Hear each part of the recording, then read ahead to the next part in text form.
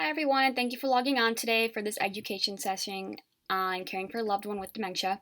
Before we get started, I just want to introduce myself. My name is Mary Wagner, and I am an occupational therapy student at Tennessee Wesleyan University in Knoxville, Tennessee. So as we get started, you might be asking yourself, what is the purpose of this? Why am I even here? What even is an OT? Ultimately, you're all here today because you are now a caregiver for a loved one, whether it's a grandparent, parent, sibling, or cousin who has dementia, and you want to make sure that you are doing the best that you can to keep them safe and at home. As far as what an occupational therapist or OT is, we are someone who helps you get back to doing the things that you love, those meaningful activities. And today we're going to talk about how we can make some modifications in the home to keep everyone safe while they do those meaningful activities. So, all around the world, people care for their loved ones for a variety of reasons. In Vietnam, children must stay at home and care for their aging parents according to a senior research analyst studying demographic shifts. The idea that the younger generation is culturally mandated to take care of their parents is deeply ingrained in Chinese culture. So, before we go into detail on the main purpose of this session, I want everyone to just take a few seconds to quietly reflect on your why. Why are you a caregiver?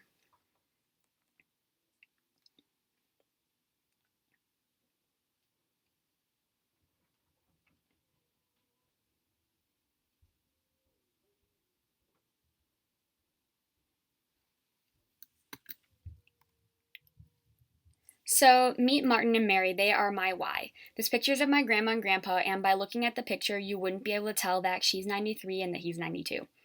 My family chose to have both of my grandparents age in their home, and my aunt moved in with them. And then when I'm home from school, I'll go over to their house and take care of my grandma at night because she is fully dependent and in a wheelchair now.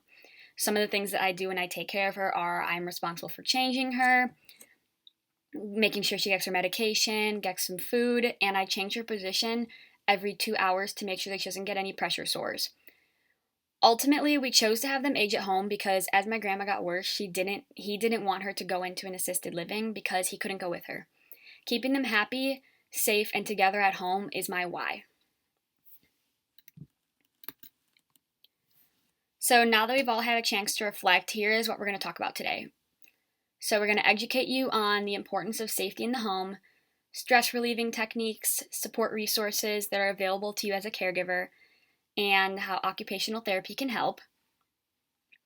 You are going to become knowledgeable on how to increase safety and be aware of your own personal stressors. And we're going to identify some assistive technology to use in the home and some simple home modifications that you can do to just increase that safety in the home, which will ultimately reduce your stress knowing that your loved one is safe.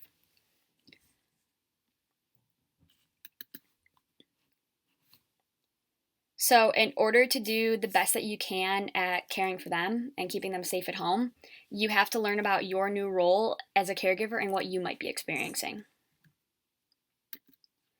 So, as a caregiver, you're likely going to experience an increasing stress levels, sadness, isolation, feeling overworked, decreased levels of energy, and caregiver's burden. So, as your family member's health declines, it's going to increase your stress levels. You're going to be stressed thinking, oh, I'm not sure if I'm doing the right thing. This isn't working. And it'll make you feel sad because they are declining and they are your loved one. You don't want to see that happen to them. As you'll be feeling overworked because you'll have multiple roles going on. You could still have your job full time and then you're caring for them at home. You could be working from home full time and trying to care for them in between meetings and work calls. And you're doing a lot of stuff. If you're doing a lot of stuff as a caregiver, you're going to have decreased levels of energy, and all of that combined leads to what is known as caregiver's burden. So caregiver's burden is the increased stress experienced by a caregiver as they care for a loved one at home. And disruptive behaviors as dementia progresses can increase the burden. So some examples of these behaviors are aggression and screaming. Like, for example, my grandma, she has her good and her bad days, and sometimes when I'm over caring for her, she will just try to punch us. If we're trying to change her, she won't recognize us all the way, so she'll just try to hit and punch us, and she just has a rough day. It's not like they don't mean to do that to you, but these behaviors can increase your burden. So, with that being said, there are a lot of things that you can do to reduce stress. So, a couple of things that we're going to talk about today are you can join a support group. There are ones that are online and in person, and a study conducted on the effects of the support group on the depression experienced by dementia caregivers at the 1 month follow up following a 12-week support group. Caregivers reported that there was a significant improvement in their depression. You can there's yoga, painting, and exercise, these stress relieving activities. You can't focus all your time on being a caregiver. You have to break it up a little bit and do some stuff for you to keep your stress levels down. And communicate. If you have other family members that are available, ask them for help. You don't have to take the whole burden on by yourself. If you just communicate with them, like, hey, I'm just feeling a little stressed today with this and everything, try to get them more involved. We can get them to help you out and reduce your stress levels by dispersing your workload a little bit with caring for them.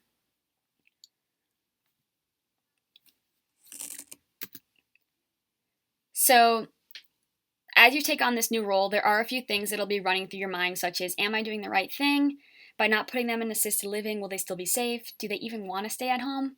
Some of these questions are ones that I would recommend to talk to your loved one about if you are able to, but this video here is I'm going to show you a short clip from a commercial that talks about why one gentleman's reason for wanting to stay in his home and age in place.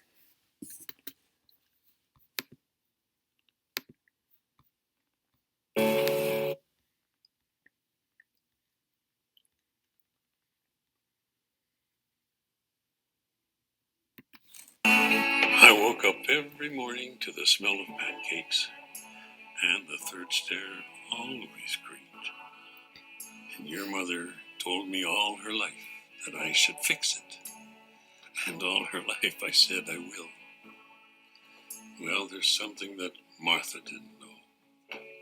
That same stair marked the moment I'd see her cute little feet running around the kitchen.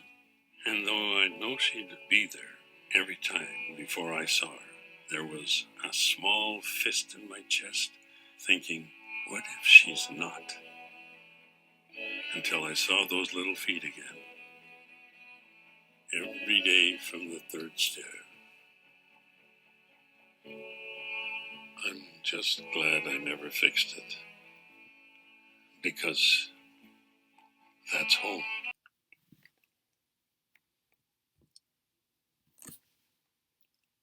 There are many benefits of aging in place, and some cultures and individuals value independence, and modifying the home can allow your loved one to spend a longer period of time living independently. So many older adults choose to live at home despite increasing disabilities, and living at home is beneficial for mental health. People with dementia are at a higher risk of injury occurring, such as falls or self-neglect.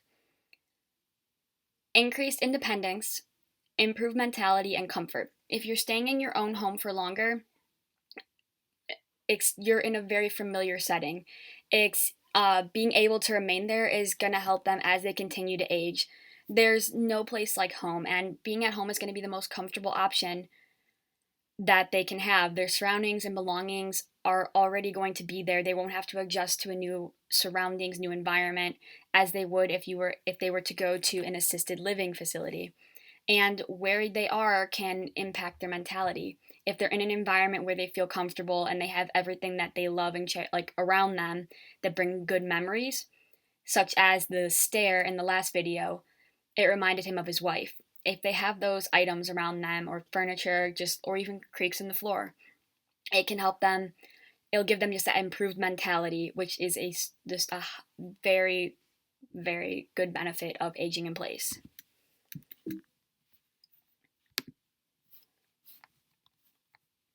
So just some just some things to identify for safety in the home.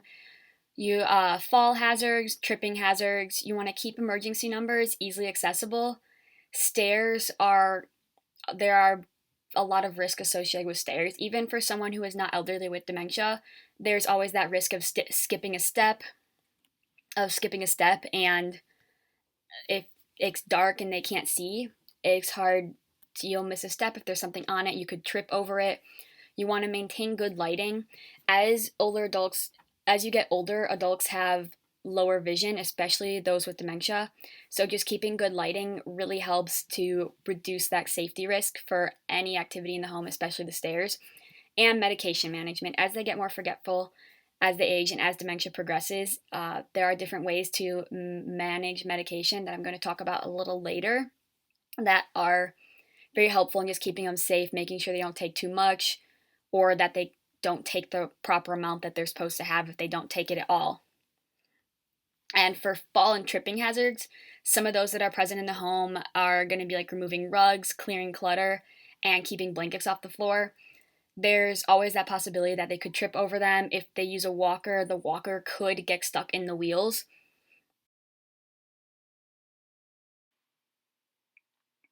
So in this video, you'll see that the gentleman was having trouble moving his walker because the blanket was hanging off the couch, and he could have a risk of falling and tripping because of that. So it's best to keep the blankets off of the ground so that there is that bit of safety and you don't have to worry about your loved one falling over the blanket. So this video shows a gentleman trying to move with his walker, and when he comes up to the rug, the back part of the walker gets stuck in it, and as you can see, his feet get wrapped up in it as well, and he was able to maintain his balance, but other individuals might not be able to do so, so it's best to remove throw rugs from in the home in order to prevent this from happening to your loved one. So we're going to start, we're going to go over some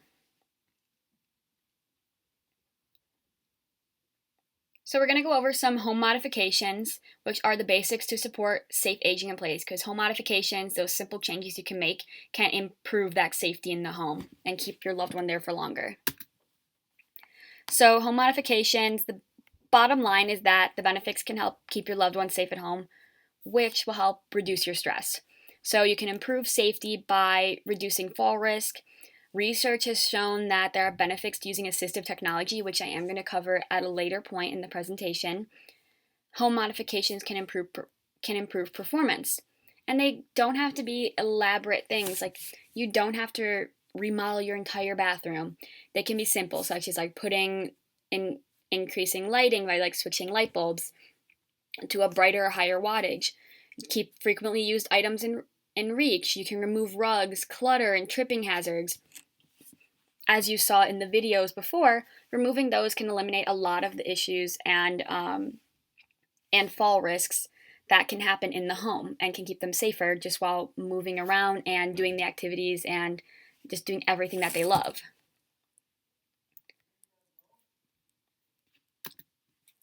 So this is just a picture of an article, and I have the link in the bottom there.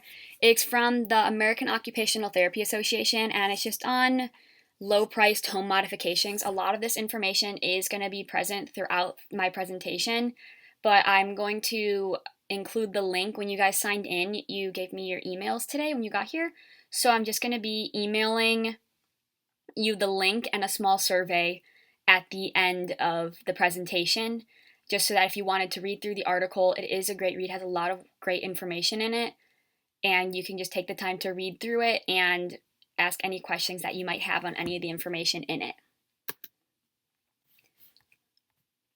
So these are, in order to do a home modification, it doesn't always have to be about spending a ton of money on having the latest and greatest devices installed. It can be as easy as moving some furniture, picking up things off the ground, making small changes such as switching out the light bulbs, as I mentioned before, or it can be installing grab bars, an extra railing going up the stairs.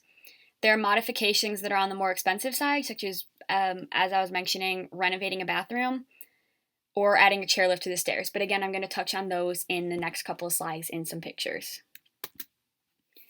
So this is an example of entering the home. This modification was done to decrease the step size when entering a home through the garage. In the image on the right, you can see that there is a railing made out of 2x4s, and it's attached to the stairs that are on the shown in the picture on the left more, and you can see where it's attached, and it's attached to the wall. In order to reduce the risk for slivers and give it better grip, there's a piece of drawer liner attached to the top of the railing.